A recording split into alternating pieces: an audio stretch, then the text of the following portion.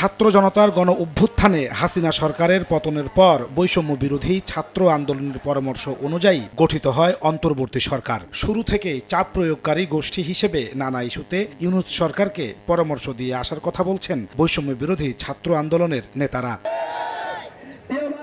তবে অন্তর্বর্তী সরকারের ৩ মাস না পেরুতেই রাষ্ট্রপতির অপসারণ, নতুন করে আরও ৩ জনকে উপদেষ্টা পরিষদে নিয়োগ ও আহত শিক্ষার্থীদের চিকিৎসা সহ কয়েকটি ইস্যুতে অসন্তোষ জানায় বৈষম্য বিরোধী ছাত্র আন্দোলনের নেতারা। কিছু কিছু জায়গা আছে যেখানে বিরোধিতা করা যায় এবং আমরা বিরোধিতা করছি, তবে সর্বশেষ ঘটনাগুলো অবশ্যই ভাবার মতো। মাহিন সরকার আরও জানান, অন্তর্বর্তী সরকারকে ব্যর্থ হতে দেবেন না তারা। এই সরকারকে ব্যর্থ করে দেওয়া, অকার্যকর করে দেওয়া, সে ধরনের কোনো অবস্থানে আসলে আমরা যাব না, বা সেটি আমাদের উদ্দেশ্যও নয়। কারণ এই সরকারটি আসলে একটি জাতীয় ঐক্যমত্যের ভিত্তিতে প্রতিষ্ঠিত সরকার। ঢাকা বিশ্ববিদ্যালয়ের রাষ্ট্রবিজ্ঞানের অধ্যাপক ও রাজনৈতিক বিশ্লেষক সাব্বির আহমেদ বলছেন, ছাত্রদের সঙ্গে দূরত্ব বাড়ালে অস্থিরতায় পড়বে অন্তর্বর্তী সরকার। এজন্য উপদেষ্টা পরিষদে আরও ছাত্র প্রতিনিধি নেয়ার পরামর্শ তার। একটা ইমব্যালেন্স কিন্তু আছে। যারা স্যাক্রিফাইসটা করলো, যারা জীবন দিল, ওই অংশের মধ্যে থেকে কিন্তু কোনো প্রতিনিধি নাই।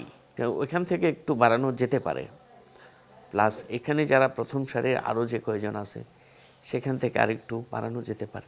এ বিশ্লেষকের মতে দ্রুত ঘোচাতে উপদেষ্টা পরিষদে থাকা ৩ ছাত্র প্রতিনিধিকে কাজে লাগাতে পারে সরকার। এই ৩ জনই তাদের দায়িত্ব, তাদেরকে স্পেশালি বলা উচিত যে তোমরা ওদের ক্ষোভের কারণগুলো ফাইন্ড আউট করো, বুঝে সেইভাবে অ্যাড্রেস করো, মানে তাদের ক্ষোভগুলো সমাধান করার চেষ্টা করো, তাই না? তাদের প্রতিনিধি হিসেবেই তো তারা গেছে সেখানে। ছাত্র সরকারের দ্রুত ঘুচিয়ে অন্তর্বর্তী সরকার স্থির না হলে রাষ্ট্র গঠন বাধাগ্রস্ত হবে বলে মত এই বিশ্লেষকের। প্রতিনিধিত্ব বাড়ানো যায় ছাত্রদের। নাজমুস সালেহী, সময় সংবাদ, ঢাকা।